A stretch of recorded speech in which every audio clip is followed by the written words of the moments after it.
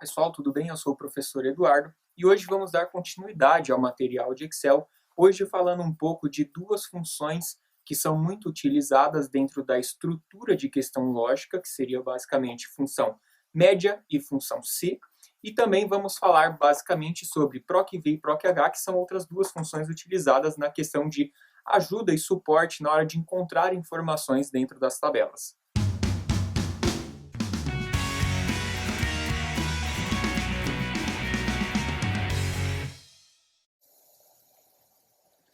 Bom, pessoal, para iniciar, a gente vai falar basicamente sobre média e função C.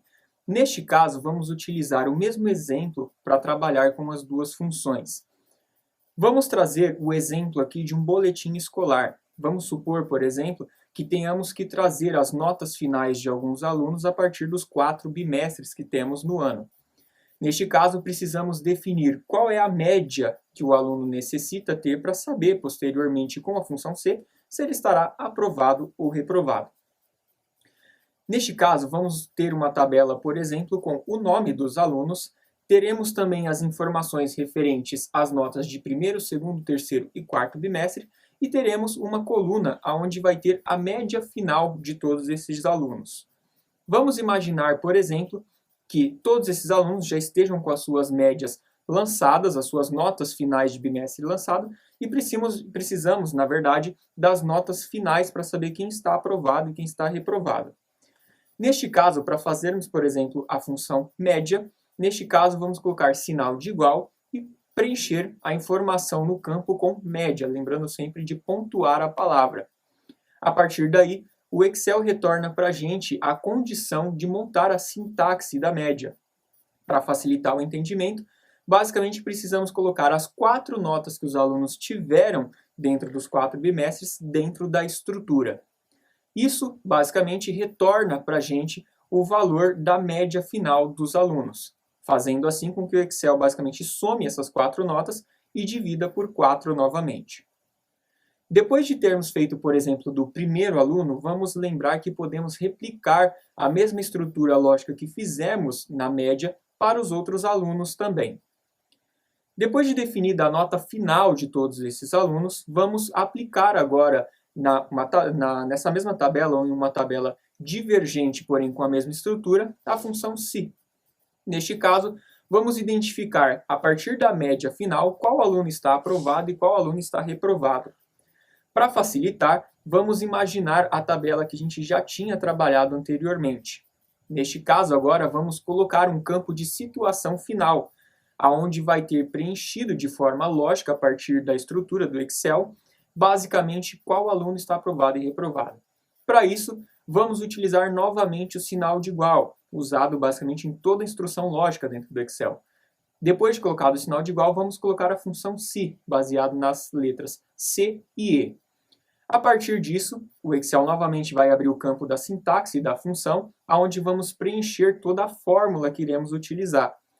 Neste caso, vamos basicamente definir a média final do aluno e definir se a nota está maior ou igual à nota que vamos definir como nota padrão para que esse aluno esteja aprovado ou reprovado. Então, vamos imaginar, por exemplo, que um dos alunos tenha retirado de nota final a nota 7, por exemplo, sendo que ele precisa de 5 ou mais para passar de ano. Neste caso, por exemplo, sabemos que o aluno está aprovado, mas o Excel precisa da estrutura lógica para poder retornar o valor para a gente. Fazendo assim, basicamente, vamos definir a média do aluno sendo maior ou igual a 5, para então, usando o ponto e vírgula, definir entre aspas que ele estará aprovado. Vamos lembrar que precisamos preencher com o resultado falso também, que neste caso seria o resultado de reprovado. Então, vamos lembrar de colocar o ponto e vírgula para fracionar o caso contrário e definir também, entre aspas, que esse aluno estaria reprovado. Fazendo isso, ao finalizar a função, vamos apertar a tecla Enter e ele vai retornar para a gente a situação final do aluno, se ele está aprovado e reprovado. Neste caso, como estamos falando também de uma tabela que contém informações dentro da mesma coluna, todas em sequência, vamos usar o exemplo de replicar o valor para os demais alunos também. Quando falamos da função proc_v e proc_h, estamos falando de duas funções que vão auxiliar também dentro de outras tabelas, inclusive dentro da procura de valores de tabelas que já temos de outros alunos.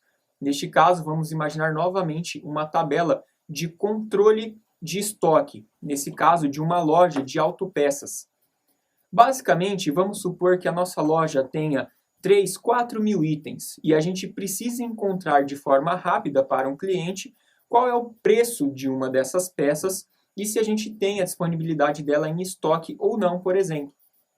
Fazendo isso, vamos imaginar da seguinte forma: teremos uma tabela com colunas, onde teremos um código da peça, um número da peça no caso, o nome da peça, o preço que ela tem e a situação de estoque, basicamente o status dela na loja.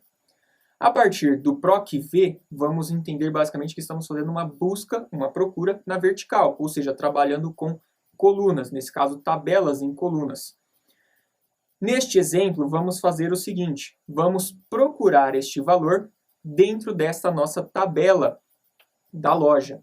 Então, o que vamos fazer é basicamente montar a estrutura do proc_v para que ele busque o valor que a gente está buscando neste campo, que a gente definiu que vai ser o campo de código, por exemplo, dentro de toda a tabela matriz, que vai ser a tabela que contém todas as informações destes produtos. A partir daí, podemos definir também o número da coluna que queremos.